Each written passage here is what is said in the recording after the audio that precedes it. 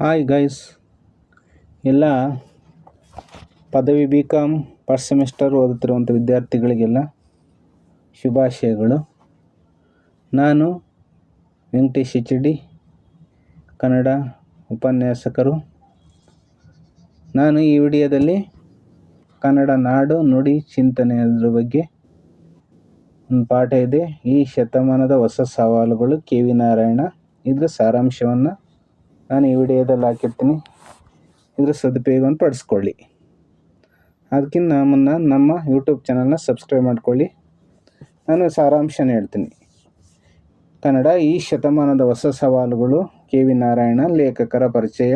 Doctor KV Narayana 1948, Mysuru ಜಿಲ್ಲೆ ಪಿರಿಯಾಪಟ್ಟಣ ತಾಲೂಕು ಕಂಪಲಾಪುರದಲ್ಲಿ ಜನನ.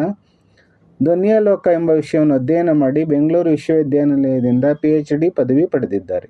ಬೆಂಗಳೂರು ವಿಶ್ವವಿದ್ಯಾನಿಲಯ ಹಾಗೂ ಕನ್ನಡ ವಿಶ್ವವಿದ್ಯಾನಿಲಯಗಳಲ್ಲಿ ಪ್ರಾಧ್ಯಾಪಕರಾಗಿ, ಕನ್ನಡ ವಿಶ್ವವಿದ್ಯಾನಿಲಯದಲ್ಲಿ ರಿಜಿಸ್ಟ್ರಾರ್ ಆಗಿ, ಕುಲಪತಿಯಾಗಿ, ಕುವೆಂಪು ಭಾಷಾಭಾರತಿ ಪ್ರಾಧಿಕಾರದ ಅಧ್ಯಕ್ಷರಾಗಿ ಕೆಲಸ ನಿರ್ವಹಿಸಿದ್ದಾರೆ. ಸಾಹಿತ್ಯ ವಿಮರ್ಶಕರಾಗಿ, ಭಾಷಾಶಾಸ್ತ್ರಜ್ಞರಾಗಿ, ಕನ್ನಡ ಸಂಸ್ಕೃತಿ ಚಿಂತಕರಾಗಿ ಹೆಸರು ಮಾಡಿರುವ KVN ಅವರಿಗೆ JSS ಸಾಹಿತ್ಯ ಪ್ರಶಸ್ತಿ, ಡಾಕ್ಟರ್ L ಬಸವರಾಜ ಪ್ರಶಸ್ತಿ, ಕರ್ನಾಟಕ ಸಾಹಿತ್ಯ ಅಕಾಡೆಮಿ ಗೌರವ ಪ್ರಶಸ್ತಿ, ರಾಜ್ಯೋತ್ಸವ ಪ್ರಶಸ್ತಿ ಮೊದಲಾದ ಪ್ರಶಸ್ತಿಗಳು ಸಂದಿವೆ. 2010ರಲ್ಲಿ ಇವರ ಸಮಗ್ರ ಬರಹಗಳು ತೊಂಡು ಮೇವು ಹೆಸರಿನಲ್ಲಿ 10 ಸಂಪುಟಗಳಲ್ಲಿ ಪ್ರಕಟವಾಗಿದೆ.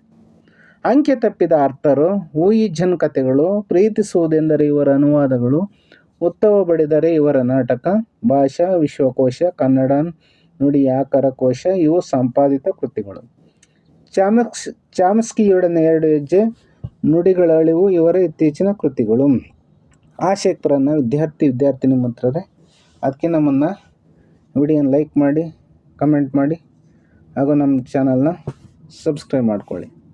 ಆಶಯ ಸಾರಾಂಶ ಮಾತ್ರ ಹೇಳ್ತಾಯಿದ್ದೀನಿ.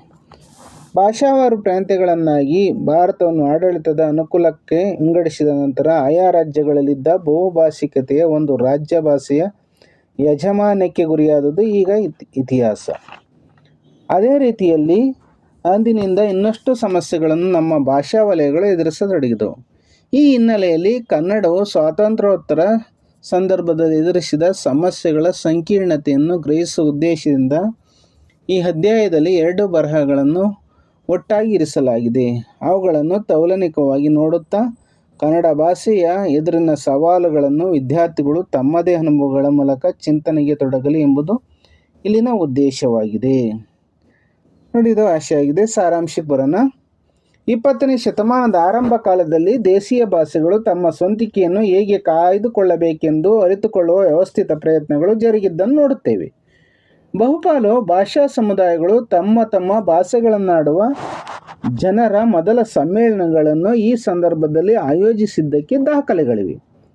ಕನ್ನಡದ ಮಟ್ಟಿಗೆ ಈ ಎಚ್ಚರ 19ನೇ ಶತಮಾನದ ಕೊನೆಗೆ ಕಂಡುಬಂದಿತು. ಭಾಷೆಯ ಒಳಿತಿಗೆ ಹಲವಾರು ಸಂಸ್ಥೆಗಳು ಶ್ರಮಿಸಿದವು. ಮೈಸೂರಿನ ಭಾಷೋಜ್ಜಿನಿ ಸಭಾ, ಧಾರವಾಡದ ಕರ್ನಾಟಕ ವಿದ್ಯಾವರ್ತಕ ಸಂಸ್ಥೆಗಳು ಇದಕ್ಕೆ ನಿದರ್ಶನಗಳು. ಈ ಸಂಸ್ಥೆಗಳು ಕನ್ನಡದ ಸ್ಥಿತಿಗತಿಗಳನ್ನು ಕುರಿತು ವಿವಿಧ ಸ್ತರದ ಚರ್ಚೆಗಳನ್ನು ಹುಟ್ಟುಹಾಕಿದವು. ಮೈಸೂರಿನ ಸಂಸ್ಥೆ 1896ರಲ್ಲಿ, ಧಾರವಾಡದ ಸಂಸ್ಥೆ 1911ರಲ್ಲಿ ಸಮ್ಮೇಳನಗಳನ್ನು ನಡೆಸಿದವು. ಇವೆಲ್ಲ ಪ್ರಯತ್ನಗಳ ಫಲವಾಗಿ ಹುಟ್ಟಿಕೊಂಡಿದ್ದೇ ಕರ್ನಾಟಕ ಸಾಹಿತ್ಯ ಪರಿಷತ್ತು. ಕನ್ನಡ ಹಾಗೂ ಕನ್ನಡದಂಥ ಭಾಷೆಗಳು ತಮ್ಮ ಸಮುದಾಯಗಳ ಚಹರೆಯಾಗಿ ಉಳಿದುಕೊಳ್ಳಬಲ್ಲವೆ. ಈ ಭಾಷೆಗಳು ಈಗ ಎದುರಿಸುತ್ತಿರುವ ಸವಾಲುಗಳಲ್ಲಿ ಕೆಲವು ಭಾಷಿಕ ನೆಲೆಯಲ್ಲಿದ್ದರೆ ಮತ್ತೆ ಕೆಲವು ರಾಜಕಾರಣದ ಫಲಿತಗಳಾಗಿವೆ. ಮೇಲಾಗಿ ತಂತ್ರಜ್ಞಾನದ ಪರಿಣಾಮಗಳು ಇಲ್ಲಿ ಕಾಣತೊಡಗಿವೆ. ಈ ಹಿನ್ನೆಲೆಯಲ್ಲಿ ಕೆಲವು ಸಂಗತಿಗಳನ್ನು ನಾವು ಪರಿಶೀಲಿಸುವ ಅಗತ್ಯವಿದೆ. ಭಾಷಾವಾರು ಪ್ರಾಂತ್ಯ ರಚನೆಯ ಮೊದಲ ಹಂತದಲ್ಲಿ ನಿರೀಕ್ಷಿಸಲು ಸಾಧ್ಯವಾಗದಿದ್ದ ಒಂದು ಮುಖ್ಯ ವೈರುಧ್ಯ ಈಗ ಭಾಷೆಗಳ ನಡುವಣ ಸಂಬಂಧದಲ್ಲಿ ಮುಂಚೂಣಿಗೆ ಬರತೊಡಗಿದೆ. ಒಂದೇ ಪ್ರಾಂತ್ಯದಲ್ಲಿ ಆ ಪ್ರಾಂತ್ಯ ಭಾಷೆಯು ಅಲ್ಲಿನ ಜನಸಮುದಾಯದ ಇತರ ಭಾಷೆಗಳಿಗೆ ಯಜಮಾನ ಭಾಷೆಯಾಗಿ ಸ್ಥಾಪಿತವಾಗಿರುವುದೇ ಈ ವೈರುಧ್ಯ. ಕರ್ನಾಟಕದಲ್ಲಿ ಕನ್ನಡ ಈ ಪಾತ್ರವನ್ನು ನಿರ್ವಹಿಸುತ್ತಿದೆ. ತುಳು, ಕೊಡಗು, ಕೊಂಕಣಿ, ಕೊರಗ, ಲಂಬಾಣಿ ಮೊದಲಾದ ಭಾಷೆಗಳು ಈಗ ಕನ್ನಡದ ಯಜಮಾನ್ಯವನ್ನು ಅನುಭವಿಸತೊಡಗಿವೆ. ತಮ್ಮ ಪ್ರತ್ಯೇಕ ಅಸ್ತಿತ್ವಕ್ಕಾಗಿ ಕೆಲವು ಭಾಷಾ ಸಮುದಾಯಗಳು ಹೋರಾಟದ ಹಾದಿಯನ್ನು ತುಳಿದಿವೆ. ಶಿಕ್ಷಣ, ಆಡಳಿತ, ಸಮೂಹ ಮಾಧ್ಯಮಗಳಲ್ಲಿ ಕನ್ನಡದ ಜೊತೆಗೆ ಈ ಭಾಷೆಗಳು ತಮ್ಮ ಇರುವಿಕೆಗಾಗಿ ಹುಡುಕಾಟ ನಡೆಸಬೇಕಾಗಿದೆ. ಮಾತೃಭಾಷೆಯಲ್ಲಿ ಶಿಕ್ಷಣವನ್ನು ಪಡೆಯುವುದು ಎಲ್ಲ ರೀತಿಯ ವಿದ್ಯಾರ್ಥಿಗಳಿಗೆ ಆರೋಗ್ಯಕರ ಎಂಬ ತತ್ವವನ್ನು ಕನ್ನಡದ ಮಟ್ಟಿಗೆ ಪಾಲಿಸಲು ಸಿದ್ಧರಾಗಿದ್ದರು. ಅಲ್ಪಸಂಖ್ಯಾತ ಭಾಷೆಗಳ ವಿಷಯದಲ್ಲಿ ಈ ತರ್ಕವನ್ನು ಒಪ್ಪಲು ನಾವು ಸಿದ್ಧರಿಲ್ಲ. ಈ ಸವಾಲು ಕನ್ನಡ ಎದುರಿಸಬೇಕಾಗಿರುವ ಹೊಸ ಸವಾಲುಗಳಲ್ಲಿ ಇದು ಒಂದಾಗಿದೆ. ಪ್ರತಿ ರಾಜ್ಯವು ತನ್ನ ಭೌಗೋಳಿಕ ಪ್ರದೇಶದಲ್ಲಿರುವ ಜನಸಮುದಾಯದ ಬೇರೆ ಬೇರೆ ಭಾಷೆಗಳ ಕಲಿಕೆ ಮತ್ತು ಬಳಕೆಗೆ ಅಗತ್ಯವಾದ ಪರಿಸರವನ್ನು, ಸೌಲಭ್ಯಗಳನ್ನು ಕಲ್ಪಿಸಿಕೊಡಬೇಕೆಂಬ ಷರತ್ತನ್ನು ರಾಜ್ಯಾಂಗದಲ್ಲೇ ವಿಧಿಸಲಾಗಿದೆ. ರಾಜ್ಯಾಂಗ ಅಂದರೆ ಸಂವಿಧಾನ, ಕಾನ್ಸ್ಟಿಟ್ಯೂಷನ್ ಅಂತೀವಲ್ಲ ಅದು. ಆದರೆ ಇದನ್ನು ಪರಿಶೀಲಿಸುವ ವ್ಯವಸ್ಥೆಯೊಂದು ಈಗ ಇಲ್ಲವಾಗಿದೆ. ಸಾಂಸ್ಕೃತಿಕವಾಗಿ ಆಕಾಶವಾಣಿ, ದೂರದರ್ಶನಗಳಲ್ಲಿ ಈ ಅಲ್ಪಸಂಖ್ಯಾತ ಭಾಷೆಗಳ ಕಾರ್ಯಕ್ರಮಗಳನ್ನು ರಾಜ್ಯ ಸರ್ಕಾರ ಹಮ್ಮಿಕೊಂಡಿದೆ. ಆದರೆ ಇವು ಒಟ್ಟಾರೆಯಾಗಿ ಆಯಾ ಭಾಷಾ ಸಮುದಾಯಗಳ ಸಾಮಾನ್ಯ ಜನರ ಪ್ರಾತಿನಿಧ್ಯವನ್ನು ಒದಗಿಸಿಕೊಟ್ಟಿಲ್ಲವೆಂದೇ ಹೇಳಬಹುದು. ಲಿಪಿಗಳೇ ಇಲ್ಲದ ಈ ಅಲ್ಪಸಂಖ್ಯಾತ ಭಾಷೆಗಳಿಗೆ ಬೇಕಾದ ಅಗತ್ಯ ಸೌಲಭ್ಯ ರೂಪಿಸಿಕೊಡುವುದು ರಾಜ್ಯಗಳಿಗೆ ಸಾಧ್ಯವಾಗಿಲ್ಲ. ಇದರಿಂದ ಕನ್ನಡದ ಯಾಜಮಾನ್ಯವನ್ನು ಅಲ್ಪಸಂಖ್ಯಾತ ಭಾಷೆಗಳು ಅನುಭವಿಸುತ್ತಿವೆ.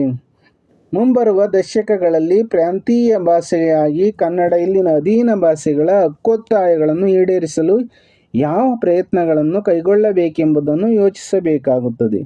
ಒಳಗೊಳ್ಳುವ ವಿಧಾನವನ್ನು ಕನ್ನಡದಂತಹ ಭಾಷೆಗಳು ಪಾಲಿಸುವುದು ಅನಿವಾರ್ಯ. ಹತ್ತಿಕ್ಕುವ, ಹೊರಗಿಡುವ ವಿಧಾನವನ್ನು ಅನುಸರಿಸಿದರೆ ಈ ಭಾಷೆಗಳು ತೀವ್ರ ಕನ್ನಡ ವಿರೋಧಿತನ ಪಾಲಿಸಿದರೆ ಅಚ್ಚರಿಯಿಲ್ಲ.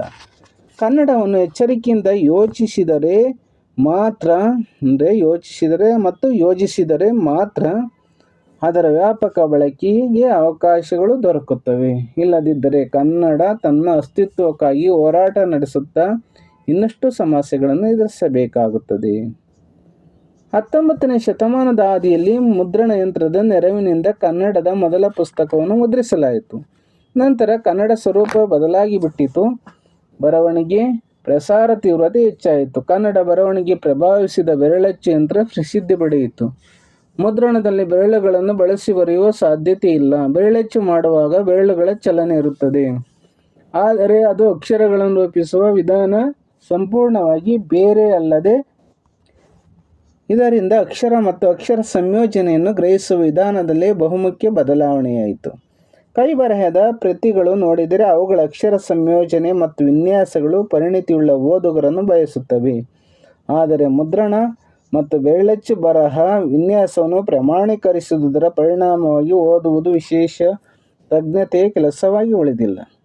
ಬರವಣಿಗೆ ಮತ್ತು ಅದರ ಓದು ಹೀಗೆ ತಂತ್ರಜ್ಞಾನದ ಪ್ರಭಾವದಿಂದ ಸಾಮಾಜೀಕರಣಗೊಂಡದ್ದು ಕನ್ನಡ ಬಳಕೆಯ ಮೇಲೆ ಅಗಾಧವಾದ ಪರಿಣಾಮವನ್ನು ಬೀರಿದೆ. ಮುದ್ರಣದ ವಿನ್ಯಾಸದಲ್ಲಿ ಪದಗಳ ನಡುವಣ ತೆರವನ್ನು ಸೂಚಿಸುವುದು ಸಾಧ್ಯವಾಯಿತು. ಮೊದಲ ಮಾದರಿಯ ಬರವಣಿಗೆಯಲ್ಲಿ ಪದಗಳನ್ನು ತೆರಪಿಲ್ಲದೆ ಬರೆಯುವುದು ರೂಢಿಯಲ್ಲಿತ್ತು. ಈಗ ಪ್ರಮಾಣಬದ್ಧ ಅಕ್ಷರ ವಿನ್ಯಾಸದಲ್ಲಿ ಪದಗಳ ನಡುವೆ ತೆರಪನ್ನು ಕಣ್ಣು ನೋಡುವುದು ಅಸಾಧ್ಯವಾದದ್ದರಿಂದ ಓದಿನ ವೇಗ ಹೆಚ್ಚಾಗುವ ಅವಕಾಶಗಳು ಒದಗಿ ಬಂದವು. ಇದು ಶಿಕ್ಷಣದ ವಿಸ್ತಾರಕ್ಕೆ ನೆರವಾಗುವ ಸಂಗತಿಯಾಗಿದೆ.